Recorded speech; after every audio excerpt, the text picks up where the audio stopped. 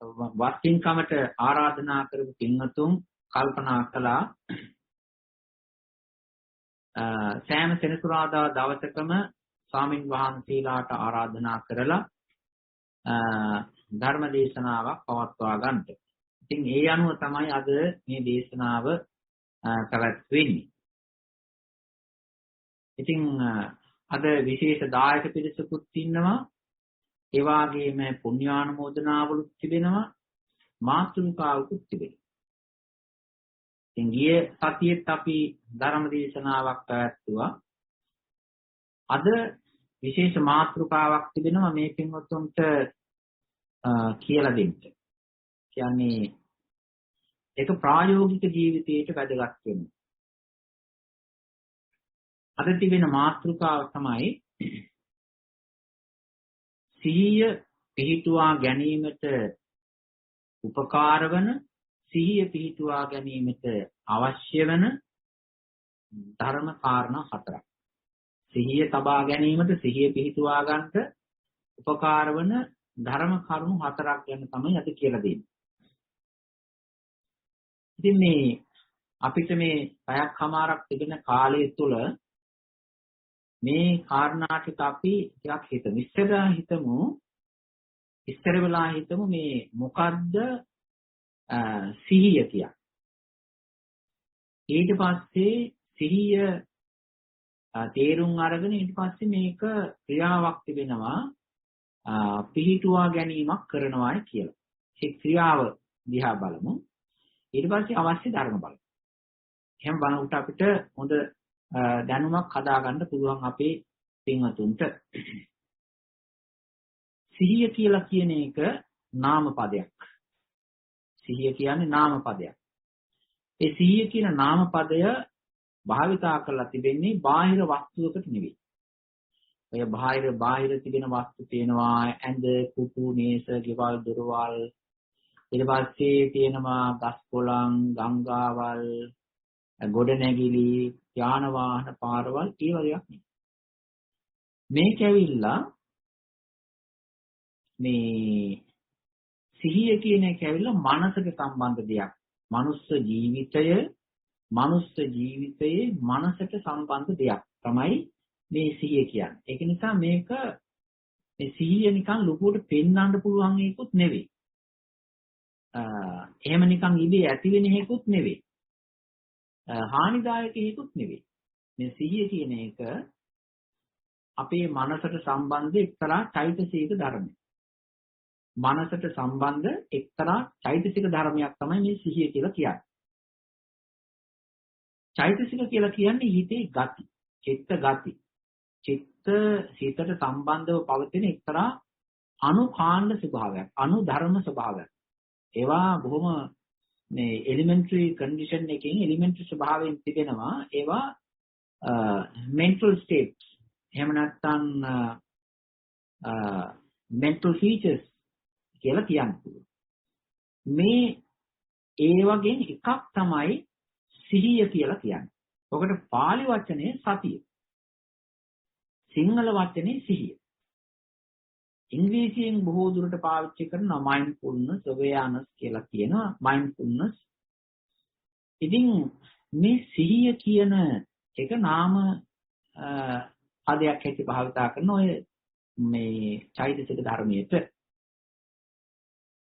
මේක ගත්තම මේ සිහිය කියන එක සලකා බැලුවම දැන් අපි වැඩ කරනකොට හොඳ සාමාන්‍ය මිනිස්සු හොඳ වැඩක් කරනවා. නරක වැඩක් කරනවා. කුසල් වැඩක් කරනවා. අකුසල් වැඩක් කරනවා. එතකොට මේකේ තියෙන මනසේ හොඳ කරන පැත්තට හිත භාවිතා වෙනවා, නරක පැත්තට හිත භාවිතා වෙනවා. එතකොට මේ සිහිය කියන එක ඔය කුසල් පැත්තෙන් අකුසල් පැත්තෙන් තින් පව් පැත්තෙන් ගත්තන් පස්සේ කොයි පැත්තටද අපි බර කළ යුතුද? කොයි පැත්තේදී අපි තියන්න ඕනේ? සිහිය කියන්නේ. සිහිය කියන එක කුසල්ම විතරයි. අකුසල් සිහියක් නෑ. කුසල්ම විතරයි, අකුසල් සිහියක් කියලා නෑ. දැන් තියෙනවා මේ සිහියට සමාන චෛතසික ධර්ම කීපයක් තිබෙනවා. එකක් තමයි මානසිකාරය. මෙනෙහි කිරීම. ඊට පස්සේ මානසිකාරය, සිහිය, විතර්කය මේවා ටිකක් මේ එක ළඟින් යන චෛතසික ධර්ම. මේ විතර්කය වැඩි වුණාන් පස්සේ හිත නිකන් අරමුණු වලට පැන යන ගතිය තිබෙනවා. හැබැයි සිහිය එහෙම නැහැ. සිහිය තිබෙනවා නම් ඒක හරි මධ්‍යම ගානට තමයි යන්නේ. අනිත් එක තමයි මානසිකාරය. ඒක ඇවිල්ලා මෙනෙහි කිරීමට පාවිච්චි කරනවා. සිහිය ඇවිල්ලා යොමු කිරීම. සිහිය කියන එකේ ස්වභාවය මේ සිහිය කියන්නේ අපේ හිත හොඳ අරමුණකට, කුසල අරමුණකට, පින්වත් අරමුණකට, යහපත් දේයකට හරවන ගතිය තමයි මේ සිහිය කියන එක කරන්නේ. ඉතින් මේ සිහිය පිහිටුවා ගන්නට වැඩි කලින් ඒක දැනගෙන තියෙන්න බෑ. සිහිය කියන එක මොකද්ද කියන්නේ? ඔය වගේ ගතියක් තිබෙන. හැබැයි මේ සිහිය කියන එක හැම වෙලාවෙම අපේ හිතේ නැහැ. සාමාන්‍ය මිනිස්සුගේ ජීවිතේ සිහිය නැතිව තිබෙන අවස්ථා වැඩි. මේක සිහිය උපදවලා ගන්නට, සිහිය ස්විච් ඕන් කරලා ගන්නට හරි උත්සාහයක් දරන්න ඕනේ. ඒකට බණ අහන්න ඕනේ, ඒක කරන වැඩේ දැනගන්න ඕනේ, සිහිය කියන එක මොකද්ද කියලා තේරුම් ගන්න ඕනේ. ඔය වගේ වැඩ රාජකාරී ටිකක් තියෙනවා. ඒ සිහිය කියන එක තේරුම් ගත්තම ඒක පාවිච්චිට ගන්න පුළුවන්. වැඩිපුරම සාමාන්‍ය මිනිස්සෙක්ගේ මේ ජීවිතයේ වැඩිපුරම තියෙන සිහිය ක්‍රියාත්මක නැති අවස්ථා. ඒක නිසා තමයි විශේෂ වැඩසටහන්, විශේෂ ප්‍රොජෙක්ට්, විශේෂ ප්‍රෝග්‍රෑම් කරලා සිහිය ඇතුව වැඩ කරන වැඩසටහන් කරන්නේ. මයින්ඩ්ෆුල්නස් ප්‍රැක්ටිස්, ඊට පස්සේ සතිපට්ඨාන වැඩසටහන්, සිහිය පුහුණු කරන වැඩසටහන් කිය ඔය එක එක જાති කරන්නේ මේ ඒක ඕන් කරලා ගන්න. ඒක මේ හැංගිලා යන එකක්. සිහිය කියන එක ටිකක් තිබුණා ටක් ගාලා නැතිලා ගියා. ඒක නිසා සිහිය ටික වේලාවක් ඇවිල්ලා තිබෙනවා ඊට පස්සේ අනිත් වෙලාවෙ නැහැ. ඒ නිසා සිහිය කියන එක අපිට ඕනේ අරමුණට, අපිට ඕනේ කරන දෙයට හරවලා තියාගන්න උදව් වෙනවා. හරවන ගතිය. උන් ඔය විදිහට තමයි සිහිය අපි තේරුම් ගන්න ඕනේ. එතකොට දැන් මොකද්ද අපි සිහිය කියලා තේරුම් ගත්තේ? සිහිය කියන්නේ මානසික ධර්මයක්, චෛතසික ධර්මයක්. ඒ සිහිය අකුසලයක් නෙවෙයි, පාපී පැත්තට සිහිය නැහැ. කුසල් සිහිය විතරයි තිබෙන්නේ. ඒ කුසල සිහිය සෑම මිනිස්සෙකගේම හැම වෙලාවෙම නැහැ. ඒ නිසා සිහිය තියෙන වෙලාවට කවුරුවත් නරක වැඩ කරන්නේ නැහැ. සිහිය තියෙන වෙලාවට අකුසල් වැඩ කරන්නේ නැහැ. සිහිය තියෙන වෙලාවට හොඳ වැඩක්ම තමයි කරන්නේ. ඔය ටික තමයි අපි දැන් සිහිය සම්බන්ධයෙන් ඔය දැනගත යුතු වන්නේ. දැන් බලමු මේ පිහිටුවනවා කියන වචනේ. පිහිටුවා ගන්නවා, පිහිටුවනවා කියන එක මේකේ සාමාන්‍ය සරල තේරුම ඇවිල්ලා දැන් සිහිය ඕන් කරලා කොතෙන්ද හරි යොමු කරලා තියෙනවා. ඔකට කියනවා පිහිටුවනවා කියලා. කියන්නේ සිහිය හරවන. සිහිය යොමු කරවන. යොමු කරලා ඉතින් ඉන්නේ නැහැ සිහිය. ටික වේලාවක් ඉන්න අහකට පයින්. ටික වේලාවක් ඉන්න අහකට පයින්. ඉතින් ඒ සිහිය පිහිටුවන ස්ථාන තිබෙනවා. පිහිටුවනවා කියලා කියන්නේ යොමු කරලා පවත්වන. හරවලා පවත්වන. ඉතින් ওই වැඩේ අපි දැනගෙන තියෙනවා. දැන් මේ ගිහි ජීවිතයක් ගත කරන්නා වූ අයනේ මේ බණ දේශනාව ස්වාමින් වහන්සේලාට නෙවෙයිනේ. ගිහි ජීවිතයක් ගත කරන ගිහි ජීවිතයක තිබෙන කම්කටොළු, වැඩ රාජකාරී, ගෙවල් දොරවල් වල දේවල්, රැකියාවට සම්බන්ධ දේවල්, බාහිර වටපිටාවේ තියෙන ඔක්කොමත් එක්ක මිශ්‍ර වෙච්ච ජීවිතයක් ගත කරන පිරිසකට තමයි මේ කියන්නේ. ඉතින් මේ ජීවිතේ එහෙමනේ. දැන් මේ ධර්මයේ පුරුදු කරන අපි දාන දෙනවා වගේම, සීලයක් සමාදන් වෙලා රකින්නවා වගේම, ඒ වගේම අපි මේ සිහිය පිහිටවන වැඩේ ටික ටික කරන්ට පුරු වෙන්න ඕනේ, පුරුදු කරන්න ඕනේ. අත්‍යවශ්‍ය එකක් මේ. නිවන් දකින්න සිහිය නැතුව බෑ. සිහිය හොඳටම තියෙන්න ඕනේ නිවන් දකින්න. සිහිය හොඳට මෝරලා තියෙන්න ඕනේ නිවන් දකින්න. සිහියෙන් තමයි සිහිය තියෙනකොට තමයි අනිත් ධර්මත් ඔක්කොම ඒකට මතුවෙලා ඒ වගේම ඉස්මතු වෙලා හොඳට එන්නේ. එතකොට මේ සිහිය පිහිටවනවා කියලා කියන්නේ මොකද්ද? යොමු කරනවා, හරවලා තියෙනවා. ඉතින් මේ බුදුරජාණන් වහන්සේගේ මේ දේශනාවේ සිහිය හරවලා, සිහිය යොමු කරලා, සිහිය වද්දලා තියන්ට ධර්ම ගොඩවල් ටිකක් දේශනා කළා. ධර්ම ගොඩවල් ටිකක්. ආන්න ඒ ධර්ම ගොඩවල් ටික ගැන පොඩි මතක් කර දීමක්, හැඳින්වීමක් තමයි අද මේ ධර්ම දේශනාවෙන් අපි මේ පින්වතුන්ට කියලා දෙන්නේ. අපි දැන් මේ කාරණා දෙකක් කියලා දුන්නා. එකක් තමයි සිහිය කියන්නේ මොකද්ද? පිහිටවනවා කියලා කියන්නේ මොකද්ද කියන එක. දැන් කියනවා මේ වෙන පැත්තකට අපි යොමු වෙමු. ඒ තමයි අපේ ජීවිතයේ වැඩියෙන්ම අපිට දැනෙන දේ. ඊට පස්සේ දෙවණියට අපිට දැනෙන දේ. ඕලාරික ස්වභාවයේ ඉඳලා සියුම් ස්වභාවයට යනවා නම් කොහොමද අපි දැනගන්නේ? අපේ ජීවිතේ වැඩිපුරම අපිට මතක හිටින්නේ මිනිස්සුගේ රූපයයි, ඇඟයි. ඒ වගේම අපි සිකියුරිටි තැනකින් යනවා නම් හැම වෙලාවෙම චෙක් කරන්නේ අපේ අතේ පයේ තිබෙනා වූ දේවල්. හිතේ තියෙන දේ නෙවෙයි.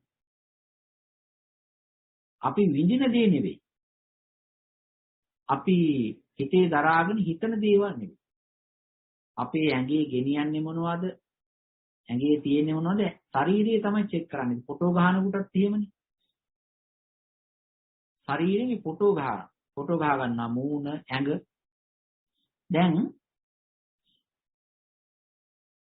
මනුස්ස ජීවිතයක ශරීරය තමයි බාහිරයට අපිට ලොකුවට මේ අහවල් පුද්ගලයා කියලා දෙන්න පුරුණන්ට පුළුවන්කම තියෙනවා. ඒක තමයි ලෝකේ හැටි.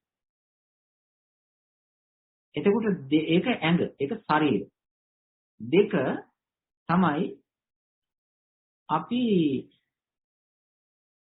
දැනෙන වේදනාව. මිනිස්සු hina වෙනවනේ. මිනිස්සු hina වෙනකොට එයාට සතුටක් දැනෙනවා. වීරු තාලු කරනවා, hina වෙනවා, අයියෙන් කෑ ගහනවා. ඉතින් බොහොම සන්තෝෂයෙන් සතුටින් ඉන්නකොට ඒ විදිය. මිනිස්සු අනිත් පැත්තට අඬනවා. කනගාටු වෙනවා. දුක් වෙනවා, ශෝක වෙනවා. ඉතින් අර ශරීරයේ තියෙන ස්වභාවය අතහැරියම ශරීරයේ තිබෙනා වූ ඒ ඕලාරික ස්වභාවය අයින් කළා එතනින් දෙවෙනි තැනට යනකොට තවත් ටිකක් දෙවෙනි තැනට යන්න පුළුවන්කම තියෙන්නේ අපි විඳින සතුටු සොම්නස් ගතිය ඊළඟට අපි විඳින වේදනාවල් සැපවත් ගතිය අනිත් එක දුක් ස්වභාවය දුක් ගතිය අන්න ඒ වගේ දේවල්. එතකොට සැපක් විඳිනවා නම් සැප වේදනාව, දුකක් විඳිනවා නම් දුක් වේදනාව, ඔය දෙකටම අතරමැදි වෙන්නවා නම් ඔය නිකන් පාඩුවේ නිස්කලංක ඉන්න මැදහත් ගතියක් තිබෙනවා. ඉතින් ඔය ඊළඟට තිබෙන්නේ ඔය වේදනාව. දැන් ඊළඟට තියෙනවා මෙහෙම. පළවෙනි අංකයට ලොකු ස්වභාවයක් හැටියට කියා පාන්න පුළුවන්කම තියෙන ශරීරය. දෙක තමයි අපි විඳින වේදනාවල්. තුන තමයි අපේ මේ මිනිස්සු අපි හිතන දේවල් මොනවද හිතන්නේ මොනවද අදහස් කරන්නේ ඒවා. ඉතින් ඒක දැනගන්න අර වේදනාව වගේ බෑ. පොඩ්ඩක් කතා කරන්න ඕනේ. දැන් මෙහෙම එකක් තියෙනවා. හොඳට බලන්න. මිනිස්සේ හිනහා වෙනකොට අපිට දැනෙනවා යා සන්තෝෂයි. සතුටින් ඉන්නවා කියලා කියන්න ඕනේ නැහැ. එයා hina වෙනකොටම එයා එනකොටම එයාගේ අර මූණ දිහා බලනකොටම හරි ප්‍රසන්න ගතියක් ඇති වෙනවා. එතකොට අපි දන්නවා මෙයා සන්තෝෂෙන් සතුටින්. යම් කෙනෙක් දුක් මුසු මුහුණින් ඉන්නකොට අපි දන්නවා මෙයා දුකින්. අඬනකොට දන්නවා මෙයා අඬනවා. ශෝක වෙනවා. ඒ ශෝක වේදනාව අපි ඒක කියන්න ඕනේ නැහැ. ටිකක් අමාරු වෙන උපේක්ෂා වේදනාව. හැබැයි ඒකත් මෙයා හසුර ගන්න පුළුවන්. හැබැයි ඔය සතුට හඳුනා ගන්නවා වගේ දුක තේරුම් ගන්නවා වගේ ලේසියෙන් මිනිස්සෙක් හිතන දේ තේරුම් ගන්නවා. ඒකට පොඩි වෙලාවක් යනවා. ඒක සියුම්. ඒක වේදනාවට වඩා සියුම්. මිනිස්සෙක්ගේ ඉස්සරලාම් දැක බලා ගන්න පුළුවන් ඇඟ. ශරීරය. ඒකට කතාවක් ඕනේ නැහැ. නිකන් එයා hina වෙන්න ඕනේ නැහැ, අඬන්න ඕනේ නැහැ. එයා යනකොට එනකොට දැනගන්න පුළුවන්. ඒක හරිම ලේසි. ඊළඟට දෙක ලේසියෙන් දැනගන්න පුළුවන් එයා විඳින වේදනාව. ඊට පස්සේ ඊටත් වඩා සියුම් ස්වභාවයක් තිබෙනවා හිත. එයා හිතන්නේ මොකද්ද? අදහස් කරන්නේ මොකද්ද? කල්පනා කරන්නේ මොකද්ද? ඒක වේදනාව වගේ සිනහවෙන් අල්ලගන්න බෑ. ඒකට ටිකක් කතා කරන්න ඕනේ, සාකච්ඡා කරන්න ඕනේ, අදහස් වමාරු කරගන්න ඕනේ, වචන ගලපන්න ඕනේ, ලියන්න ඕනේ. ඔය අනුසාරයෙන් තමයි යාගේ හිත දැනගන්නේ. එහෙම නැත්නම් එයා කියන්නේ. එතකොට වේදනාවට වඩා සියුම් වෙනවා එයාගේ හිත කියන එක. අපි හිතමු මෙහෙම. හරි. හිත එයාත් කෙනෙක් එක්ක කතා කරලා එයා හිතන දේ අහගෙන හරි කල්පනා කරන දේ අහගෙන හරි අපිට තේරුම් ගන්න පුළුවන්. කියමුකෝ. අපි හිතමු මෙහෙම. එයාගේ ජීවිතයේ හිතේ තිබෙන ක්‍රියාකාරී ස්වභාවය. එයාට කියන්න පුළුවන්ද? අපිට ලේසියෙන් තේරුම් ගන්න පුළුවන්. අනිත් එක තමයි එයාගේ ජීවිතේ හැදිලා තියෙන විදිය. අපිට කියන්න පුළුවන්ද? තේරුම් ගන්න පුළුවන්. එයාට කියන්න පුළුවන්, තේරුම් ගන්න පුළුවන්. එහෙම බෑ. දැන් මේ අපි මෙහෙම හිතමු බලන්න. මේ ශරීරයේ තිබෙනවා බොහෝම සූක්ෂම ධර්ම ස්වභාවය. වේදනාවේ තිබෙනවා සූක්ෂම ධර්ම එක්තරා එලිමෙන්ටරි මේ ස්වභාවයක්. හිතේ තිබෙනවා පුංචි ස්වභාවයක්.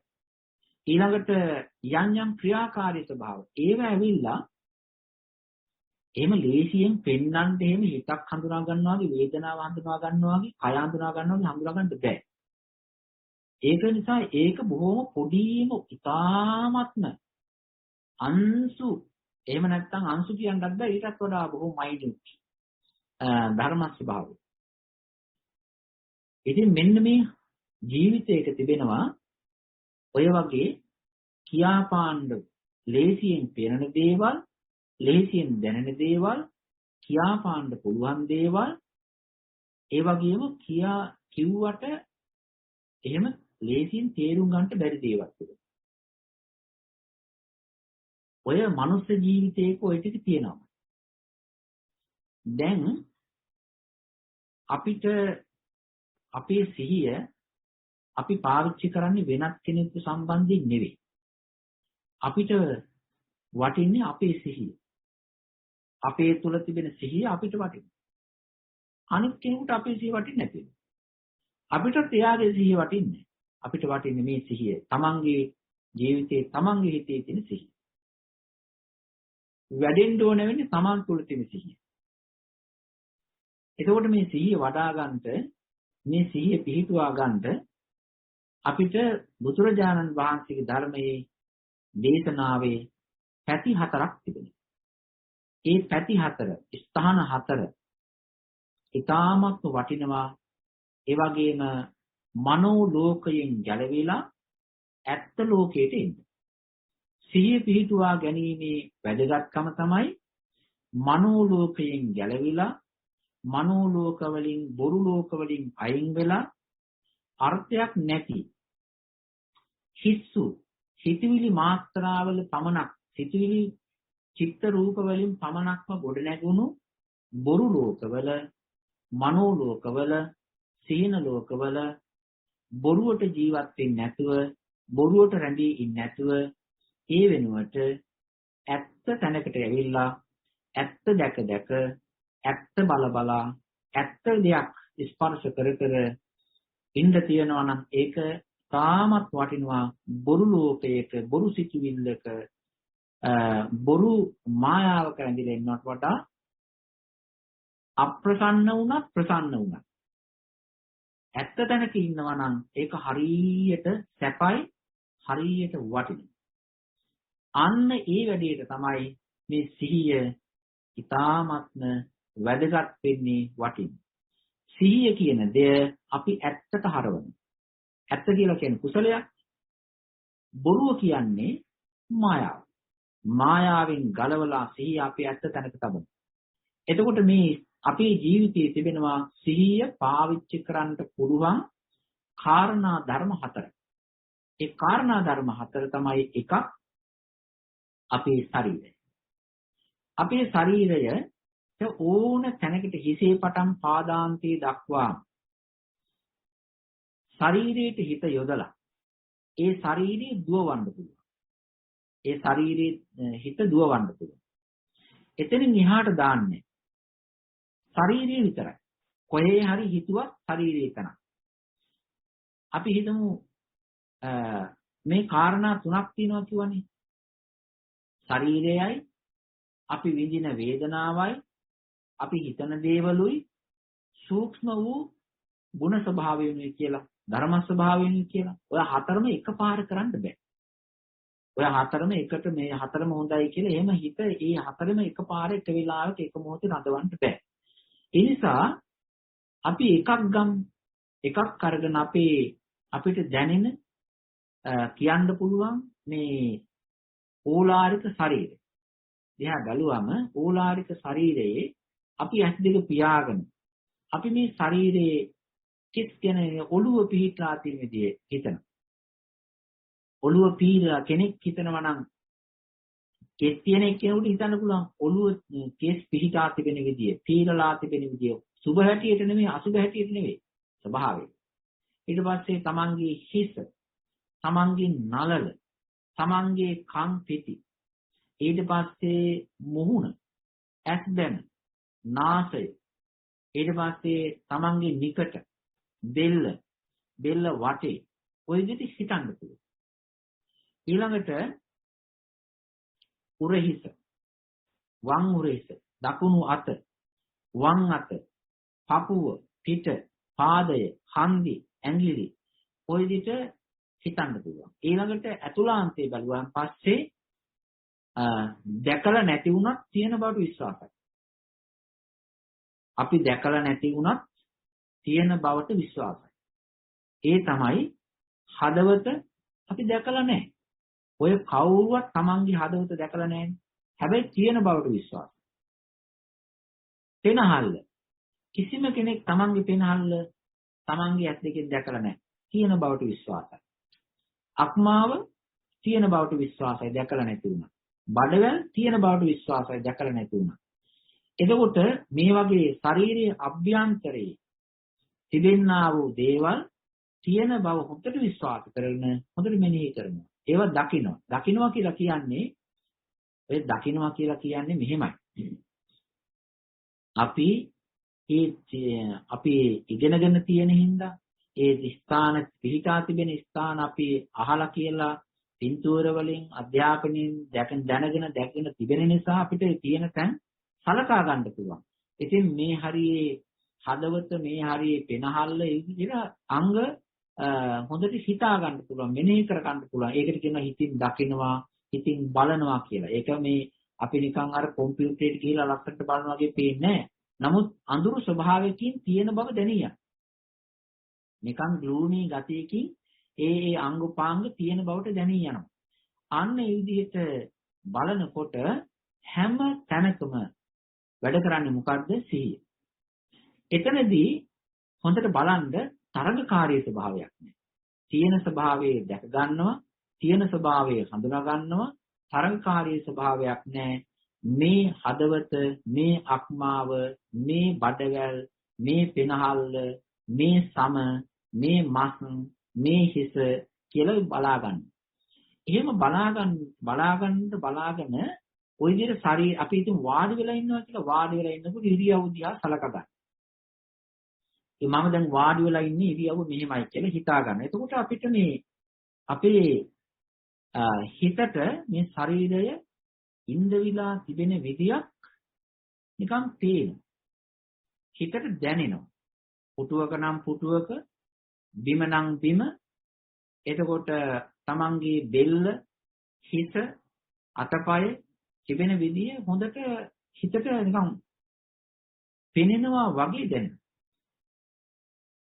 එතකොට අපේ හිත මේ සිහිය අපේ හිත කොහෙටද හරවලා තිබෙන්නේ? මේ ශරීරය පැත්තට. ඇස් දෙක බැහුවත් සිහිය අවදියෙන්. ඇස් දෙක පියාගෙන හිටියත් සිහිය අවදියෙන්. අවදි වූ සිහියෙන් දකින්නේ දැනගන්නේ මොකක්ද ඒ වෙලාවට? අපේ ශරීරය ඉඳ විලා තිබෙන විදිය. පිහිටලා තිබෙන විදිය. ආන්න ඒක එක තැනක්. අපේ සිහිය පිහිටුවන්න එක තැනක්. හැබැයි ওই වැඩි කරන්න යනකොට වැඩි වේලාවක් ඕක බල බල ඉන්නේ හිත. ඕක මේ ටක් ගාලා ඩ්‍රොප් වෙනවා.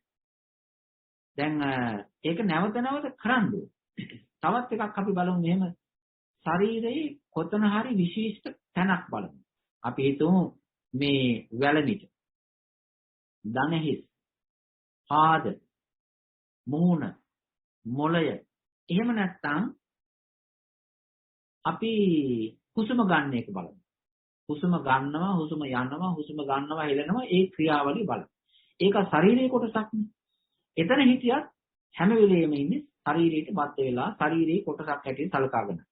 ඔන්න ওই විදිහට මේ එක තැනක් තමයි සිහිය හරවන්න, සිහිය පිහිටවන්න, සිහිය හොඳට ගලපලා කනෙක්ට් කරලා හොඳට තබන්න එක තැනක් තමයි ඔය කියන්නාව අපේ ශරීරය, අපේ ඇඟ.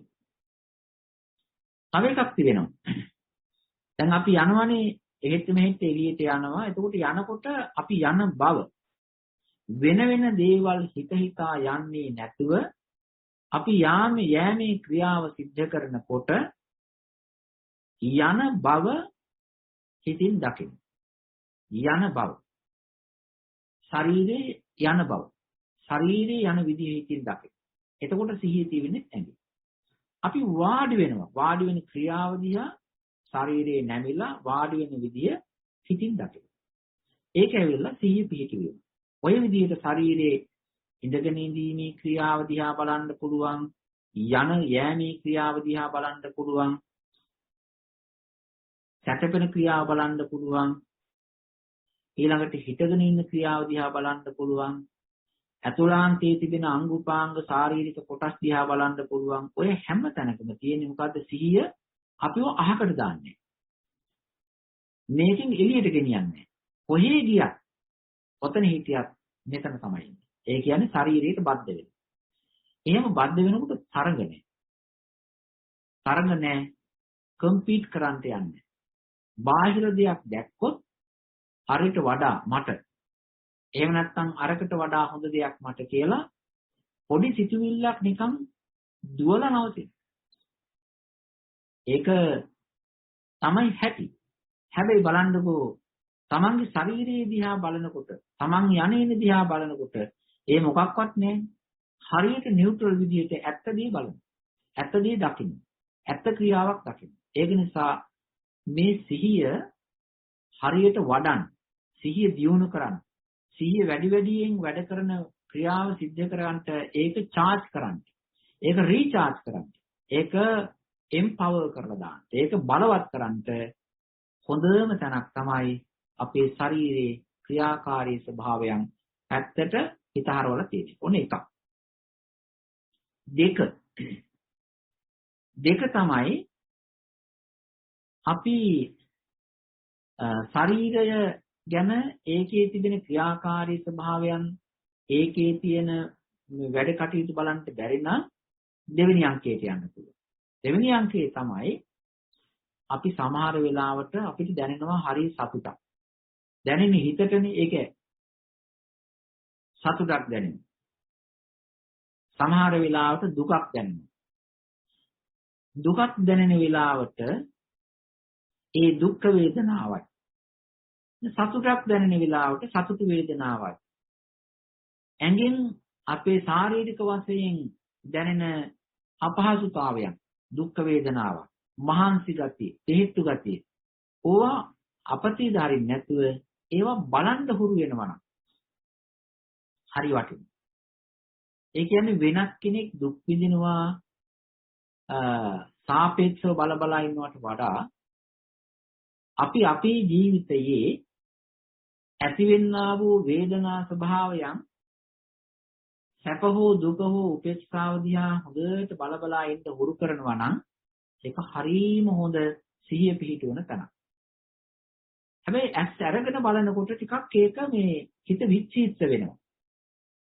ඒක නිසා මේක බලනකොට හොඳ අවස්ථාවක් තමයි ඇස් දෙක පියාගෙන බලන.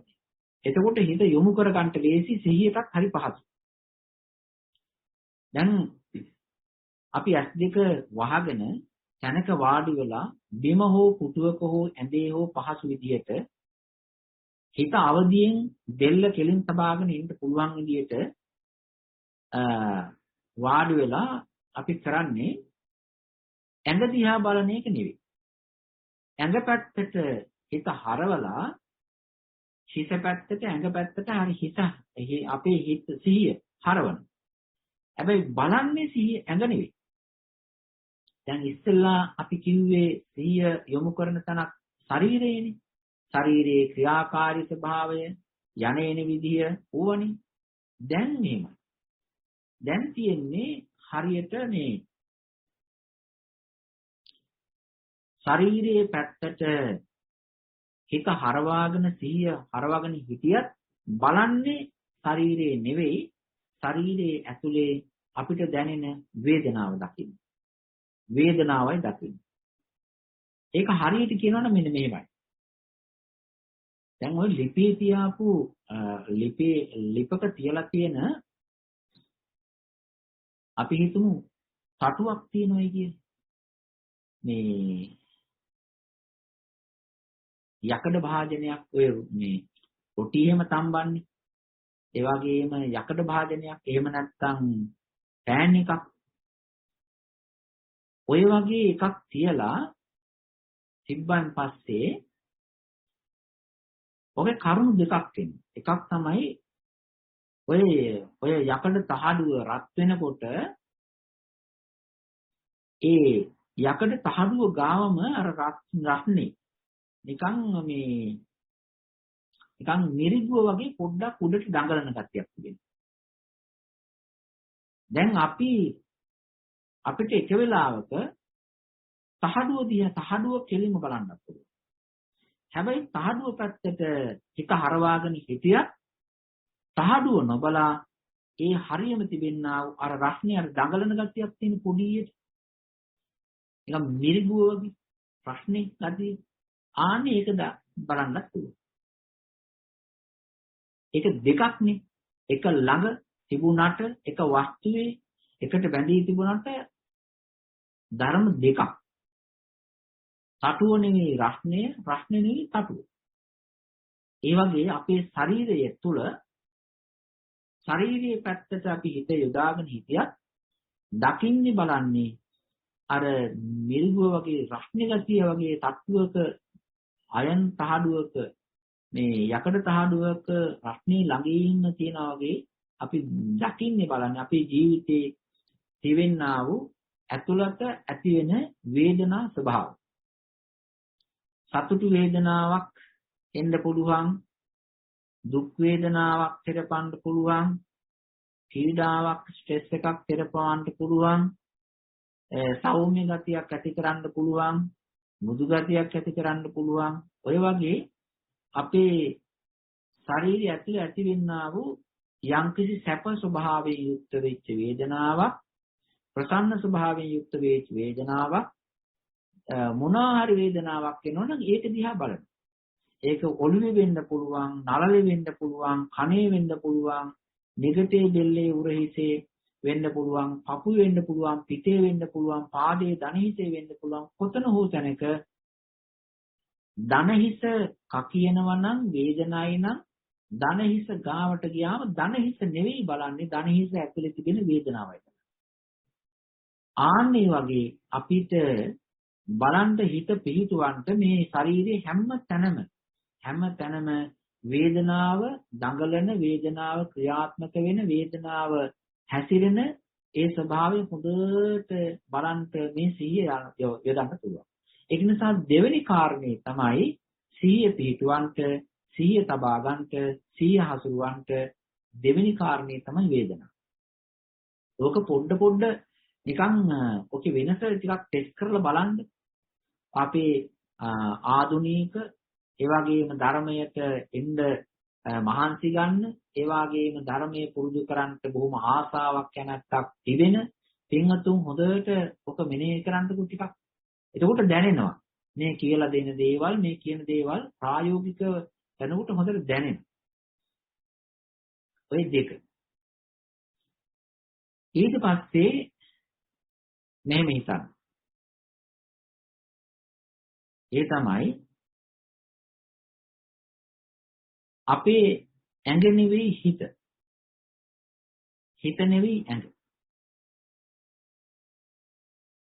වේදනාව නෙවෙයි හිත.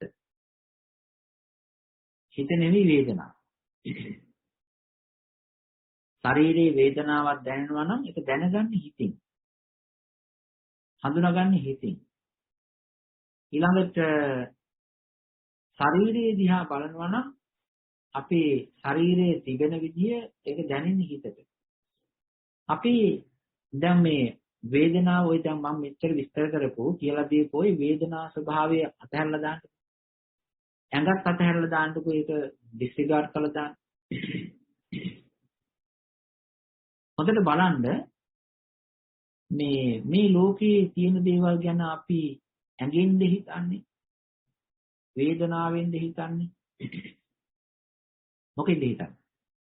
අපි මේ ලෝකයේ තිබෙන දේවල් අතුලාන්තයේ සහ බාහිර හැම එකක්ම හිතන්නේ හිතින්. ඒ නිසා මේ හිත අපේ ජීවිතය ගැනත් හිතනවා, අතපය ගැනත් හිතනවා, කොණ්ඩේ ගැනත් හිතනවා, ඇස් දෙක මුහුණ සෑම උපාංගයක් ගැන හිතනවා, කරන වැඩ ගැනත් හිතනවා, බාහිර අය ගැනත් හිතනවා, බාහිර දේවල් ගැනත් හිතනවා. එතකොට මේ හිත ඇවිල්ලා ඉන්ස්ට්‍රුමන්ට් එකක් හැටියට. එක සබ්ජෙක්ට් එකක් හැටියට. ක්‍රියාත්මක වෙන එක්තරා දෙයක්. මේ හිතින් තමයි අපිට මේ ඇඟ දැනගන්න, ශාරීරිය දැනගන්න, වේදනාව දැනගන්න, අතුලාන්තය දැනගන්න, බාහිරය දැනගන්න පුළුවන්කම තියෙන හිතින්.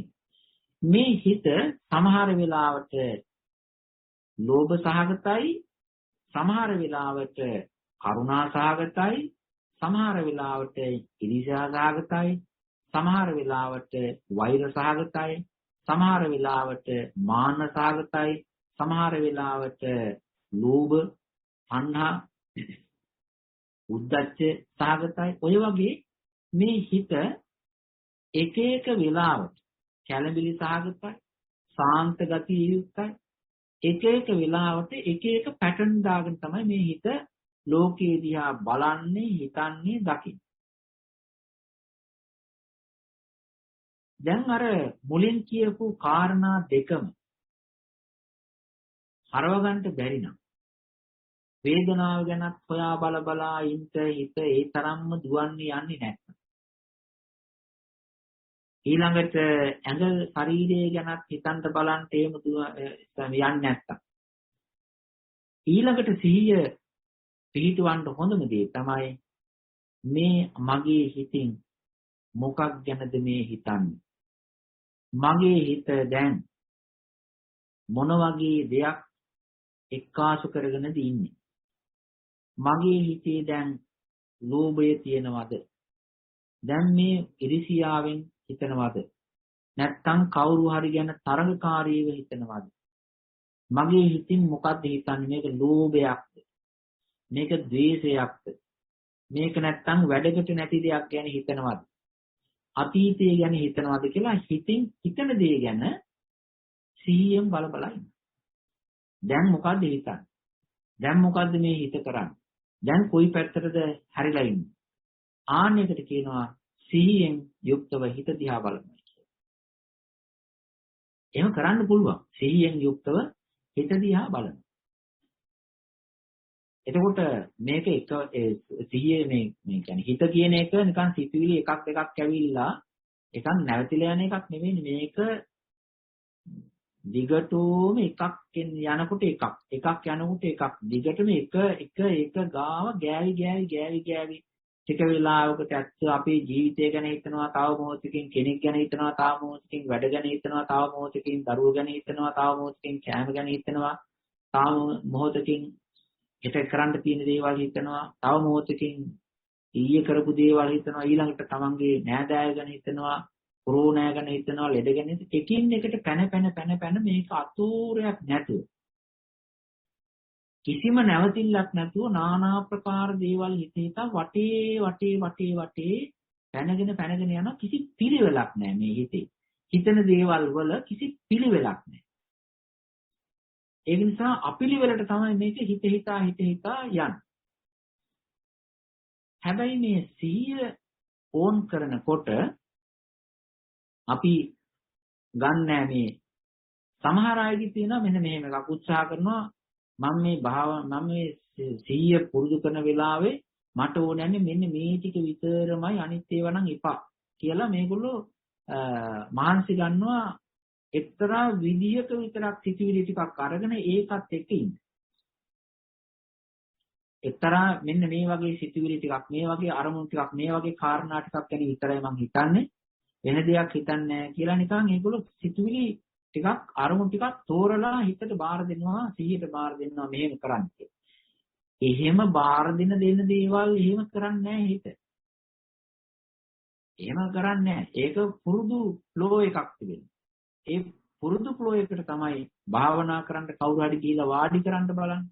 වාඩි කළා මෙන්න මේ දේ හිතන්න මේ විදිහට මෙන්නේ කරන්න කියලා බාර දෙන්න කරනවද කියන්නේ? නැහැ. එක විනාඩියක් කරයි.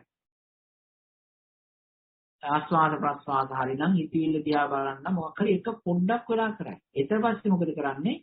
එයාගේ නැචරල් ෆ්ලෝ එකට බයි. ඇහැලා ඊට පස්සේ එහෙම යනවා. ඔය ඒ අනේ වගේ වුණා කිසි පිළිවෙලක් නැහැ. පිළිවෙලකට යන්නේ නැහැ. ගෙදර ගැන හිතුව පඩියෙන් හිතන්න එපා. එහෙම යන්නේ නැහැ. ටික වෙලාවක් තමන්ගේ නෑදෑය තව වෙලාවකට ගෙදර ගැන තව වෙලාවකට අල්ලක් ගෙදර තව වෙලාවකට පල්ලෙක් ගැන තව වෙලාවකට කුරුල්ලෙක් ගැන පැන අපිලිවලින් තමයි මේක යන්නේ. හැබැයි මේ හිත දිහා බලන වැඩි, ඒ කියන්නේ හිතට සිහිය යොමු කරන වැඩිදී වටිනාම දේ තමයි අපි ක්ලාසිෆයි කරන්නේ. එහෙම ක්ලාසිෆයි කරන්නේ මොනවා හරි කමක් නැහැ. ආවොත් ඒ ආපු දේ බලන එක විතරයි කරන්නේ. ආපු දේ බලනවා, තියෙන දේ බලනවා, තියෙන සිතුවිල්ල දැනගන්නවා. ඒක හොඳ වෙන්න පුළුවන්, නරක වෙන්න පුළුවන්. කුසල් වෙන්න පුළුවන්, අකුසල් වෙන්න පුළුවන්. අතීතයට බද්ධ වෙච්ච එකක් වෙන්න පුළුවන්, අනාගතයට වෙන්න පුළුවන්, අනාගත ප්ලෑනක් වෙන්න පුළුවන්. ඒ කුමක් හෝ වේවා. හිත දිහා බලනකොට, හිතට සිහිය හරවනකොට ඒ වෙලාවට තියෙන්නේ මොකද්ද හිතවිල්ල? රාගද, ද්වේෂද, මෝහද, තරහද, ඉරිසියාද, මානද අවංකව පිළිගන්න ඕනේ. අවංකව පිළිගන්න ඕනේ අපි මගේ හිතේ බහුලව වැඩ කරන්නේ මේ සිතුවිල්ලයි. මගේ හිතේ වැඩියෙන් තෙරපෙන්නේ මේ සිතුවිල්ලයි. කියලා හොඳට අවංකව බාරගෙන මේ දැනට තියෙන්නේ මේකයි. කියලා හිතට සාප කරන්නේ නැතුව. හිතට චෝදනා කරන්නේ නැතුව. අනේ මම වගේ කාලකන්ණියෙක්, මං වගේ පෞකාරයෙක්, මං වගේ අභාග්‍යවන්තයෙක්, මගේ මේ හිත පාලනය වෙන්නේ නැහැ. මේ යන්නේ වෙන වෙනහක් කියලා එහෙම හිතට තරහින් චෝදනා කරලා, ගරිහා කරලා, නිඳා කරලා, අපවාද දාන්නේ නැතුව ඒ වෙලාවට වැඩ කරන්නේ මොකද්ද? ඒක ගැන මානසිකාරයෙන් සිහියෙන් පවත්වන එක තමයි තියෙන්නේ. අන්න ඒකට කියනවා ඕක එක තැනක්. අපේ සිහිය හිතට හරවලා බලන බැලිල්ල හරි වටිනවා. එතකොට වෙන්නේ අර මොකක් හරි කමක් නැහැ. මොකක් හරි කමක් නැහැ. ආපු දේ බලනවා. අර let go කියන එක හොඳට වැඩ කරනවා. ඒකට බැඳෙන්නෙත් නැහැ. ඒකට ඇලෙන්නෙත් නැහැ. ඒකෙන් අහකට පනින්නෙත් නැහැ. තියෙන්නේ අර ගේට්ටුවේ එක්කෙනා ගේට්ටුවේ ඉන්නා වූ කෙනා ගේට්ටුවෙන් ඇතුල් වෙන අයයි පිට වෙන අයයි නිකන් බල ඉන්නවා. හැබැයි ඒගොල්ලොත් එක්ක නෑදෑකම් පවත්වන්නට යන්නේ යාළුකම් පවත්වන්නට යන්නේ. ඇයි ඔයා මේ ගේට්ටුවෙන් යන්නේ කියලා ගහලා පන්නන්නට යන්නේ නෑ, එලවන්නේ නෑ. ඉතින් එයා ගේට්ටුකාරයා ගේට්ටු ගාව ඉන්න මිනිහයා ගේට් කීපර් එයා ඇතුළට යන අය දකින්නවා පිට වී යන අය දකින්නවා. සිහිය කියන කෙනාට ඔය වැඩේ බාර දීලා හිතට එන්නේ මොකද්ද? ඒ එන සිතුවිලි බලනවා. හැබැයි ඒ වගේ වෙලාවට ශාරීරිය බලන්නේ. හිත දිහා විතරයි. කොහොම බලනකොට හොඳ ඒවා එනවා, නරක ඒවා එනවා, ලා ඒවා එනවා, මෝරපු ඒවා එනවා, අතීතේ ඒවා එනවා, අනාගතේ වෙනවා. එන හැම දෙයක්ම බලනවා, මෙනෙහි කරනවා, දකින්නවා. ආන්නයකට කියනවා තුන්වෙනි සිහිය පිටුවා ගන්නා වූ ස්ථානය කියලා. ඒක හරි වටින තැන. ධර්ම කාරණය. අපි මේ ඔය වැඩිපුර බෝඩ් ගහගෙන යනව නේද ඔය මේ සිහිය පිහිටවන වැඩ ඒ වගේම භාවනා වැඩසටහන් අරවා මේවා කියලා මම හැම තැනම කියන එකක් තමයි. වැඩි බෝඩ් ගහගෙන යන්නේ වගේ වැඩ කිරින්නේ නැහැ. ගිහිල්ලා උදේ හරි හැන්දෑවේ හරි සෙෂන් 2-3ක් කරලා ඊට පස්සේ මොකද කරන්නේ? ඔය වැඩියෙන් සාධ්‍ය කරන්නේ. වැඩියෙන් සාධ්‍ය කර බෝඩ් ගහ කරන ඒවා තියෙනවා. වගේ වැඩ සිද්ධ වෙන්නේ නැහැ. හරි නිහතමානී වෙන්න ඕනේ වැඩේට. ওই වැඩේට අපි ඇත්ත බාරගෙන නිහතමානී වෙන්න ඕනේ. එතකොට තමයි ওই වැඩේ කරන්න පුළුවන්කම තියෙන්නේ. ඒක නිසා තමන් හුදකලා වෙලා තමන්ගේ ගෙදර පවුලේ අය හරි තමන්ගේ භාර්යාව ස්වාමියා දරුවෝ තේරෙන අයත් එක්ක ඔය හිත දිහා බලන් පුරුදු වෙන්න. එතකොට මේක තමන්ගේ සෙල්ෆ් ස්ටඩි එකක් වෙනවා. තමන්ට තේරෙනවා තමන්ටම දැනෙනවා සිත කියන්නේ මොකක්ද, ඒක වැඩ කරන්නේ කොහොමද, ඒක හැරෙන්නේ කොහොමද උඹ දැනෙනවා. පොඩි මොකක් හරි තියෙනවා නම් අහගන්න පුළුවන්. ඔය තුන්වෙනි ස්ථානය. හතර තමයි ඔය හිතක් නැතුව ශරීරයක් නැතුව වේදනාවක් නැතුව තව තිබෙනවා විශේෂයෙන් විග්‍රහ කරන්න බැරි. එහෙම ලේසියෙන් දැනගන්නට බැරි. ධර්ම ස්වභාවයෙන් තිබෙනවා. ඒක කොහොමද කියන්නේ? මෙන්න මෙහෙම හිතන්න බලන්න. අපි හැම එක්කෙනාම සෙල්ෆෝන් පාවිච්චි කරනවා දැන්. ටැබ් එකක්, සෙල්ෆෝන් එකක්, ඊළඟට කම්පියුටරයක් පාවිච්චි කරනවා. අපි හැම එක්කෙනාම කම්පියුටරේ දානවා. ඒකේ ප්‍රමාණය, අඟල් ගාන 13ද, 15ද, 17ද ඕදා. ඒකේ මිල දන්නවා. ඒකේ වර්ගය දන්නවා. සෙල්ෆෝන් එකක් ගත්තොත් ඒකේ සයිස් එක දන්නවා. ඒකේ මිල දන්නවා. ඒක පාවිච්චි කරන්න පුළුවන් දේ දන්නවා. ඒකේ තියෙන අර ඇප්ස් දන්නවා. එතකොට ඒකෙන් කරන්න පුළුවන් දේවල් ඒක ගැන ඔක්කොම දන්නවා. ඔය හැම මහත්යෙකුටම නෝනා කෙනෙකුට දරුවෙකුට වැඩිහිටියෙකුට තියෙනවා සෙල්ෆෝන් එකක්, ටැබ්ලට් එකක් තියෙනවා. ඒ වගේම තමයි දැක්කේ නැතත් මේක සැටලයිට් එකට සම්බන්ධයි කියලා දන්න. ඔය අහසේ පින්තූරයක් හරි ඔය ඉන්ටර්නෙට් එකෙන් බලාගෙන මේකේ තමයි කියලා දැනගන්න පුළුවන්. එතකොට බලන්න සෙල්ෆෝන් එක දන්නවා, ටැබ්ලට් එක දන්නවා, මේ කම්පියුටරේ දන්නවා. ඊට පස්සේ ඒ වගේම අපි බලන කියන දේවල් ඉෂුව කරන තැන දන්නවා. කොහෙන්ද, කොයි රටෙන්ද, මේ රටේ නම් කොතනින්ද කියලා අපි ඒවත් හිතා ගන්න. අහවල් තැන වෙබ්සයිට් එක, අහවල් කට්ටියගේ ඕමත් දන්නවා. හැබැයි අපි දන්නේ නැති දේවල් තිබෙනවා. ඕකේ. ඔය අතරතුර අපි හිතමු මෙහෙම ලංකාවේ තියෙන සම්බන්ධ වෙබ්සයිට් එකක් අපි මෙහෙම බලන්නේ අපි කම්පියුටරෙන් හරි මේ තිබෙන්නා වූ මේ සෙල්ෆෝන් එකකින් හරි. එතකොට අපි දන්නවා සෙල්ෆෝන් එකේ තරාතිරම දන්නවා, මේකේ කම්පියුටරේ තරාතිරම දන්නවා. අර ඒකේ තුලින් බලන්නා වූ ලංකාවේ තිබෙන වෙබ්සයිට් එක එහෙම නැත්නම් ඒ ස්ථානය ගැන දාන්න. මහවල් පාරේ අහවල් තැන ඔහොම දාන්න. අපි දන්නේ නැති දෙයක් තිබුණා. අපි හිතන්නේ නැති දණක් තිබුණා. අපි ඊතරම් සැලකිලිමත් වෙන්නේ නැති දණක් තිබුණා. ඒ තමයි අපිට ලංකාවේ තිබෙනා වූ ඒක ඒ වෙබ්සයිට් එකේ තිබෙන දේවල් අපි මේ කම්පියුටරෙන් දැන් බලනවා. නමුත් අපේ කම්පියුටරේ ඉඳලා ලංකාවට ඇදපු දිග වයර් එකක් නැහැ. දිග වයර් එකක් නැහැ. අපේ අතෙමුත් අතහරින්න පුළුවන් ඩිස්කනෙක්ට් වෙච්ච සම්පූර්ණ මේ වෙනස් වෙච්ච භාණ්ඩයක් තමයි කම්පියුටරයයි ටැබ් එකයි සෙල්ෆෝනයයි. අපි දැන් කෝල් එකක් දෙනකොට අපේ ඇඟේ වදින්න නැතුව ඔච්චර මිනිස්සු හිටියත් හරියටම යනවනේ අහවල් එක්කෙනාගේ නම්බරේට. එතකොට මේ අතර තිබෙනා වූ යම්කිසි ක්‍රියාවලියක් තියෙනවා. අතර නැත්තම් මොකක්වත් ක්‍රියාවක් නැත්තම් අපිට අපි කතා කරන දේ යාට ඇහෙන්නේ, යා කතා කරන දේ අපිට ඇහෙන්නේ, ඒ වෙබ්සයිට් එකේ තියෙන දේවල් ස්ථානේ තියෙන අපිට පේන්නේ බෑනේ. එතකොට අතර මැද තිබෙනවා නේද යම්කිසි අපිට පේන්නේ නැති නෑ කියලා කියන්න බැරි තියෙනවා නේද දෙයක්. අපි ඒවා කියන්නේ වචනයක් පාවිච්චි කරනවා, සුන්දර වචනයක්. ඒකට කියනවා waves කියලා. අනිත් එක තමයි සිංහලෙන් කියනවා තරංග කියලා. තරංග. එතකොට කොහොම කියනවා තරංග පේන්නේ නැහැ.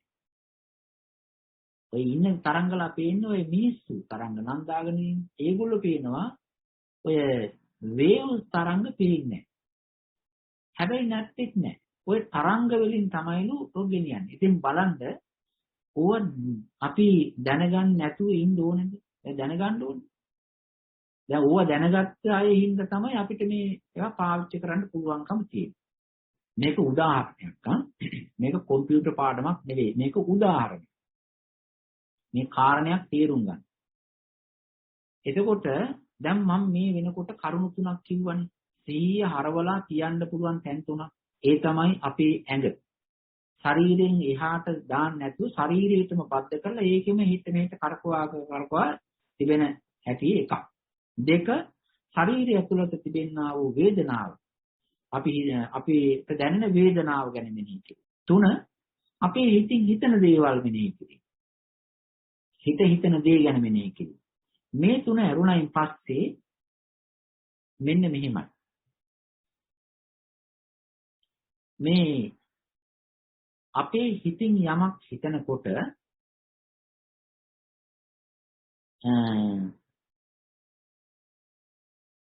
මෙහෙම හිතන්න. අපි එංගලන්තය ගැන හිතනවා. එංගලන්තය ගැන හිතනකොට එංගලන්තේ මට දැන් පේන්නේ. එතකොට මං කම්පියුටර් එකක් නෑ. හිතෙන් හිතනවා. එතකොට මට එංගලන්තේ ඔය ගියපු ආපු තැන් පාරවල් අරවා මේවා හිතට දැනෙනවා පේනවා. දැන් මේ වැඩේ කරන්නේ මගේ හිතේ. එතකොට මේ හිතට දැනෙන ඒ මම ළඟට ගිහිල්ලක් නැති මගේ ළඟට එංගලන්තේ ඇවිල්ලක් නැතුව මගේ හිතට ඇත්තට මොකද්ද පේන එංගලන්තේ? මගේ හිතට දැනෙන මොකද්ද පාර? දැන් මේ ඉඳලා වෙලින්ටන් ගැන හිතනවා. වෙලින්ටන් තියෙන තැනක් තියෙනවා. අපි වෙලින්ටන් යන්නෙත් නැහැ, වෙලින්ටන් අපේ ගාවට එන්නෙත් නැහැ. හැබැයි ඇස් දෙක පියාගෙන වෙලින්ටන් ගැන හිතන්න පුළුවන්. මේ හිතන වෙලින්ටන් එක මොකක්ද කියලා හිතන්න ඕනේ. දැනගන්න ඕනේ. ඕක සියුම් වැඩක්. ඕක 아무තු වැඩක්. ආන්න ඒ වගේ අපි හිතාපු නැති මේ චිත්ත ක්‍රියාවලිය අස්සේ තිබෙන ඒ චිත්ත ක්‍රියාවට බද්ධ වෙච්ච ධර්මයෝ තිබෙන හිතපු නැති කොටස් තිබෙන අතිශය සියුම් වෙච්ච දේවල් තිබෙන අන්න ඒව දැනගන්න හිත සිහිය යොදන්න ඔය තව තැනක් ඒක නිකන් අප්පුඩි ගා හයියෙන් කෑ ගහ කරන්න පුළුවන් එකක් නෙවෙයි ඒක බොහෝම නිෂ්කලංකව නිවි හැනෙන්නේ කලබල නැතුව බොහොම පරිස්සමෙන් කරන්න ඕනේ. එතකොට තමයි ඒක පේන්නේ. දැන් මේ ලැබ් එකක තියෙන මේ ලැබොරටරිස් වගේ වැඩ බලන්න. ඒගොල්ලෝ නිකන් අප්පු ටික ගා hina වෙවි අර පාටි එක නටනවා වගේ නෙවෙයි ඔය බලන්නේ වෛරස් එක. සම්පූර්ණම ගිහිල්ලා ඒ වගේම තමන්ගේ අවධානය සම්පූර්ණම අයින් කරලා බටේ බාහිර ඒ වගේ අයින් වෙලා ඒ වගේම එක තැනකට S2කින් හරි බයිෆෝකල් හරි සිංගල් හරි කොහේ හරි ඒ මයික්‍රොස්කෝප් එකේ ඒ අයි පොකට් එකට ඇහැ තියලා හොඳට බලනවා අවධානයෙන් දාලා සියුම් දේවල් බලන්න. පේනවා. වෛරසය පේනවා, වෛරසයේ අංග උපාංග පේනවා, සයිස් එක පේනවා, ඔක්කොම පේනවා. එහෙම ඒගොල්ලෝ සාමාන්‍ය ස්වභාවයකින් බලාගන්න බැරි දේවල් බලන්නේ නිෂ්කලංකව බොහෝම සාන්ත. ඒක නිසා තමයි ලැබ් එකක් වෙනම ඒවට හදලා තියෙන්නේ. අන්න ඒ වගේ මේ ලැබ් චෙකින් වගේ එකක් තමයි ඔය හිතේ තිබෙනා වූ ක්‍රියාකාරී ස්වභාවය බලන්නේ. අපේ ජීවිතය ඇතුලේ තිබෙන දේවල් බලන එක වීරිය කියන්නේ මොකක්ද? සිහිය කියන්නේ මොකක්ද? මානසිකාර්යය මොකක්ද? ප්‍රඥාව මොකක්ද? ඇයි අපිට මේ විදිහට මේ තේරෙන්නේ නැත්තේ? මෝහය කියලා කියනවා. මොකක්ද මෝහය? අන්න ඒ වගේ මේ අර වේව්ස් තරංග තියෙන ඒ වගේ මේ සියුම් දේවල් බලාගෙන යන විදිහට කියනවා එක්තරා තවත් පොයින්ට් එකක් පෝස්ට් එකක් අපේ සිහිය පිටුවක්.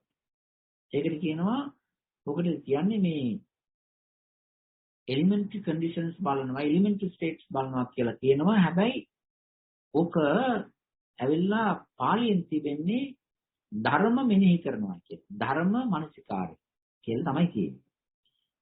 ඒ කියන්නේ නිකන් හරින්න සියුම් දේවල් ධර්ම කොටස් ගොඩවල් පහක් තියෙන විදිහට බලන්න. ඔන්න ඔය කියන්නා වූ දේවල් හඳුනා ගන්න අපේ සිහිය පුරුදු කරන්න පුළුවන් නම් මේ වස් කාලෙන් හොඳ වැඩක් ගන්න. දැන් මම මේ වෙලාවට කිව්වා මොකද්ද? ධර්ම හතරක් ගැන. තැන් හතරක්. එකක් තමයි අපේ ශරීරයේ ඇඟ සිහිය හසුරුවන්නට හොඳ තැනක්.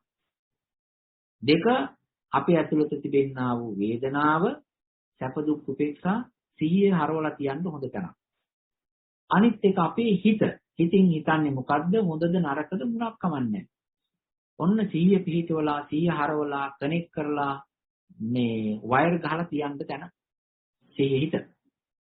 තුන අර බොහෝම කුංචි දේවල් ඇතුළාන්තයේ හිතේ තිබෙන දේවල් හොඳට කිරා මන සියුම් ස්වභාවයන් බලන ධර්ම ස්වභාවයන් බලන එක හතරවෙනි තැන. ඔය ස්ථාන හතර තමයි අපිට ප්‍රායෝගිකව සිහිය පිහිටවලා යමක් දැනගන්න සහ අපේ තිබෙනා වූ මේ සිහිය යම්කිසි ඒකට හොඳ එනර්ජි එකක් එක්කාසු කරලා බොහොම වේගෙන් ඇක්ටිව් කරන්න පුළුවන් ඇක්ටිවේට් කරන්න පුළුවන් ස්ථාන හතරක්. ඒ නිසා සිහියෙන් වැඩ ගන්නට නම් මේ ස්ථාන හතරට වරින් වර යන්න ඕනේ. මේ ස්ථාන හතර කවුරුවත් අපිට වෙන කියලා දෙන්නේ නැහැ. අම්මට බෑ, තාත්තට බෑ, අයියට අක්කට බෑ, සහෝදරයට බෑ, සහෝදරියට බෑ, හස්බන්ඩ් ඊපස්සේ වයිෆ් ඒ දෙන්නට බෑ. තම තමන් ඉන්ඩිවිජුවලි එතෙන්ද බහින්දු. ගිහිල්ලා දැනගන්න ඕනේ. ඒ නිසා දැන් මම කිව්වේ අද මේ වැඩසටහනින් මේ ධර්ම කාණ්ඩයෙන් කියලා දුන්නේ මොකද්ද? සිහිය යනු කුමක්ද? පිහිටවනවා කියන්නේ මොකද්ද? ඒ සිහිය පිහිටවන්නට අවශ්‍ය වෙන තැන් හතර මොකද්ද කියන්නේ? මේ ටිකෙන් මේ පින්වතුන්ට යම්කිසි තේරුමක්, යම්කිසි අවබෝධයක්, යම්කිසි දැනුමක් එක්කාසු වෙන්න ඇතේ කියලා පෞද්ගලිකව විශ්වාස. මේක මේ තියරිටිකල් වගේ වුණාට මේක ඇවිල්ලා ප්‍රැක්ටිකල් පොයින්ට් එකක්. මේක ප්‍රායෝගිකව අපි පුරුදු කළ යුතු තැනකට යොමු කරන එකක් අද මේ කියලා දුන්නා. ඒ නිසා හැම දිනාටම මේ ධර්ම හතර සිහිය තීරුම් අරගෙන වටිනාකම තේරුම් අරගෙන පාවිච්චි කරන්නට ලැබේවා. පිහිටුවන ආකාරය තේරුම් අරගෙන ක්‍රියාත්මක කරන්නට ලැබේවා. සිහිය පිහිටුවන ස්ථාන 4 හඳුනාගෙන නිවැරදිව ඒ ස්ථාන 4 මේ සිහිය ගැවසීමටපත් කරලා ඒ තුලින් සිහිය බලවත් කරගෙන ඒ තුලින් ගැඹුරු ධර්මයේ තේරුම් අරගෙන සසර දුකින් මිදලා නිවනින් සැනසෙන්න ලැබේවා කියලා අපි බොහෝ මෛත්‍රියෙන් කරුණාවෙන් යුක්තව ආශිර්වාද කරනවා ප්‍රාර්ථනා කරනවා. ඉතින් දැන් මේ වෙලාවේදී අපි පුණ්‍යානුමෝදනාව සිද්ධ කරන්න ඕනේ. ඉතින් අද ධර්ම දේශනාවේ මේ වස් කාලයේ සෑම සෙනසුරාදා දවසකම පැවැත්වෙන වස්සාන ධර්ම දේශනාවන්ට දායකත්වයේ හැටියට ඉදිරිපත් වී සිටින අද මේ 4 වෙනිදා සැප්තැම්බර් මාසයේ 4 වෙනිදා. ඉතින් පුණ්‍යානුමෝදනාව හැටියට පින්වත් තනූජා ගුණරත්න මහත්මිය, දයාන් ගුණරත්න මහත්මයා දෙපළ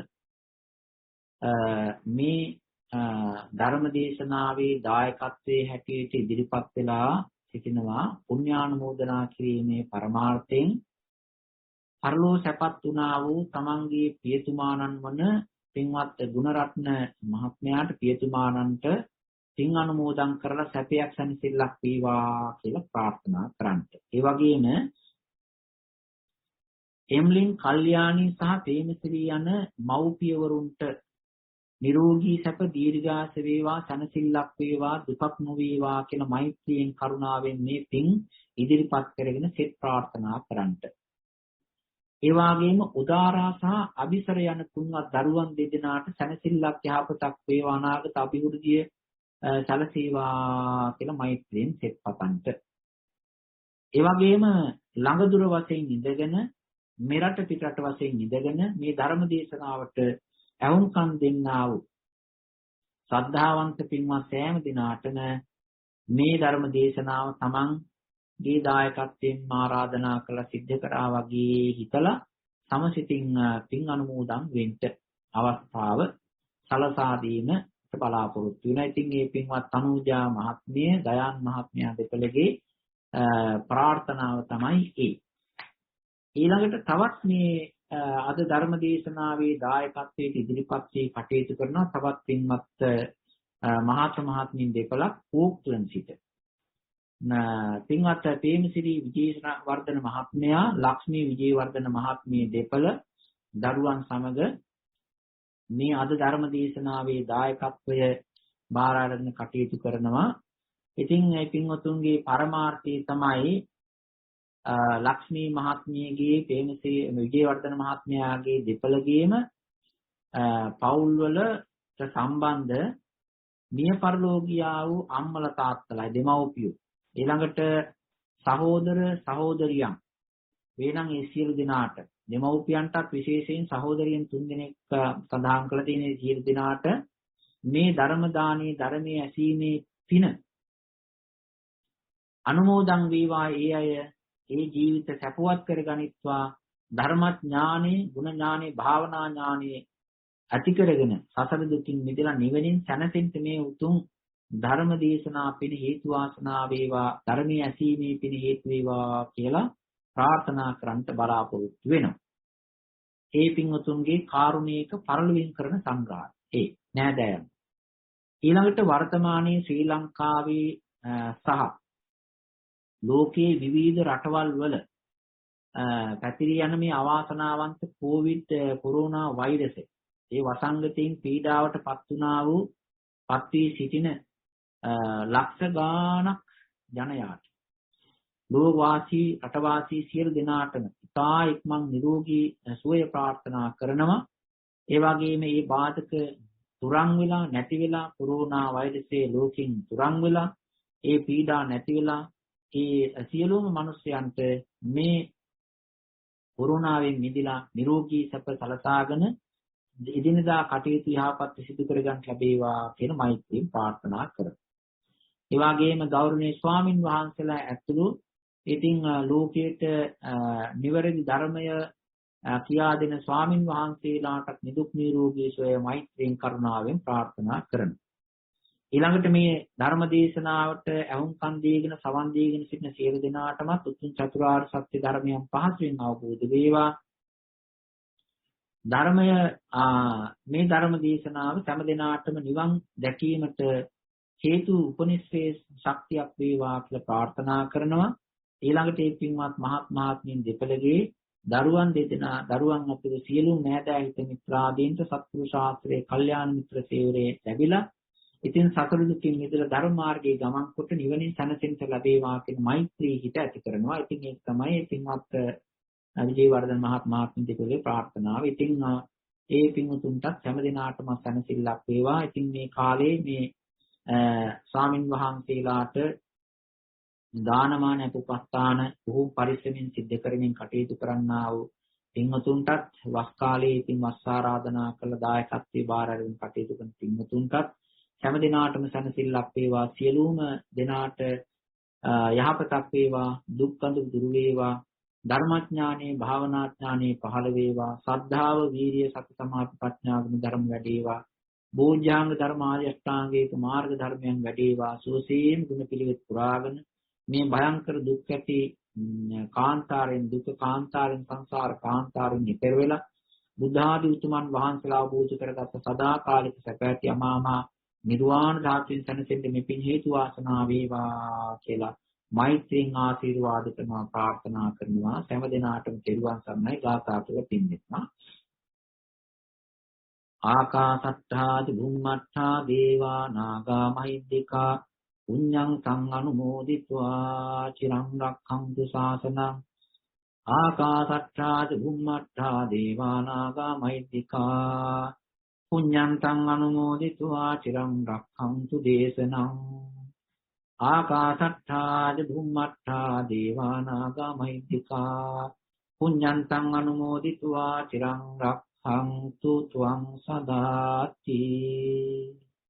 ධර්මයේ ඇසීමෙන් ධර්මයේ හිතීමේ මෙනෙහි කිරීමෙන් හැම දිනාටම උතුම් චතුරාර්ය සත්‍ය ධර්මයන්ම සුවසේ අවබෝධ වේවා. මෛත්‍රියෙන් ආශිර්වාද කරනවා ප්‍රාර්ථනා කරනවා. හැම දිනාටම තෙරුවන් සරණයි.